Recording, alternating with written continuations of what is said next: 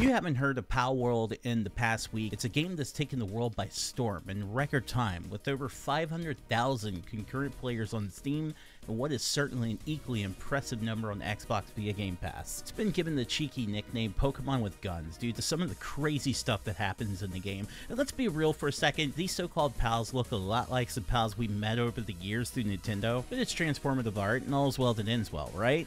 Well, it's a little trickier than that, thanks to some old tweets from the company Pocket Pair's CEO. Let's dive in today.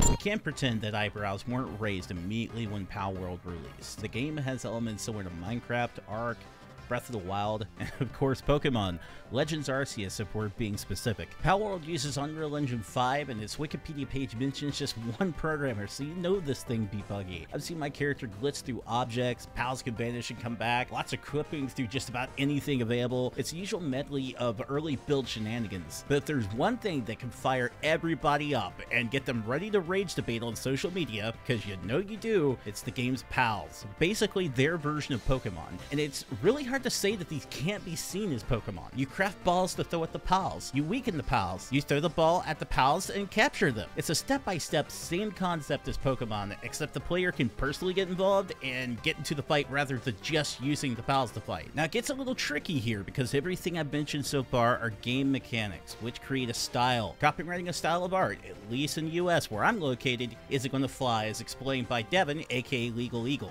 Artists don't get protection over their styles. You can absolutely go to another artist and say, I want you to paint an image in the style of another artist, but of a completely different subject. And if you did, that would not be copyright infringement. The issue gets even crazier when old tweets from Pocket Pair's CEO Takuro Mizobi were dug up. If you pass it through the filter of AI, the image is often not of a specific thing, so maybe the copyright issue will be resolved. I was surprised to see that the world is actually moving in that direction. In about 30 years, the general public's perception of copyright may have changed considerably.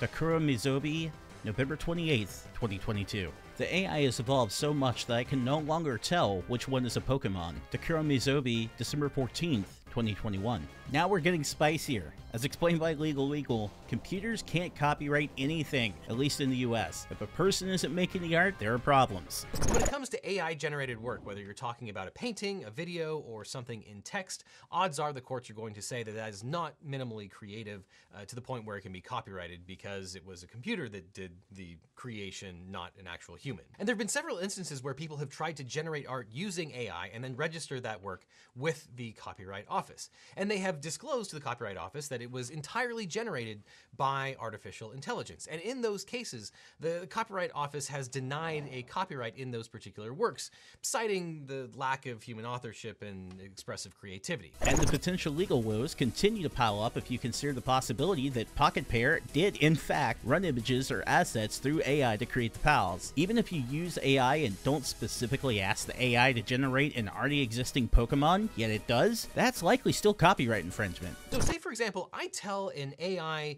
text-to-image generator that I wanted to produce a cartoon of a mouse wearing red shorts.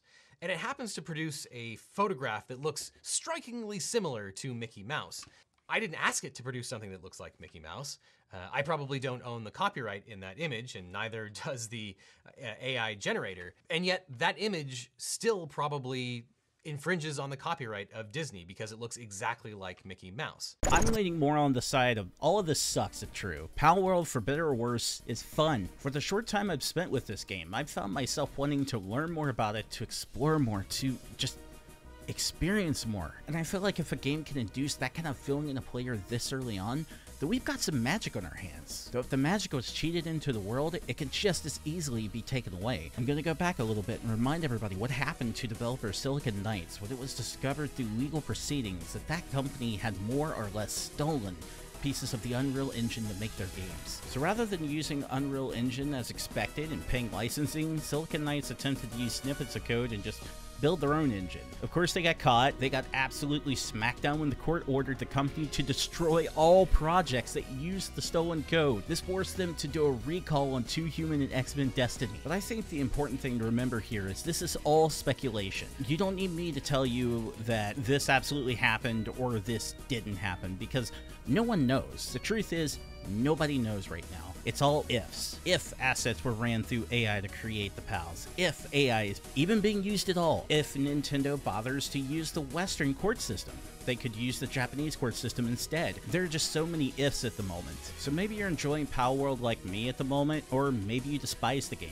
But I think we could come to a mutual conclusion and a mutual agreement that this is kind of a gray area right now. Public opinion shouldn't be deciding this. The courts should be deciding this. Be sure to head over to the Legal Eagle YouTube channel and show him some love. I couldn't have made this video without his knowledge, guys. Sound off in the comments below. Are you enjoying Palworld? Are you one of the people who think that Palworld should not exist? Or maybe this is the first time you've heard of this game. I'd love to hear your thoughts. Thank you very much. ResetPatrick out.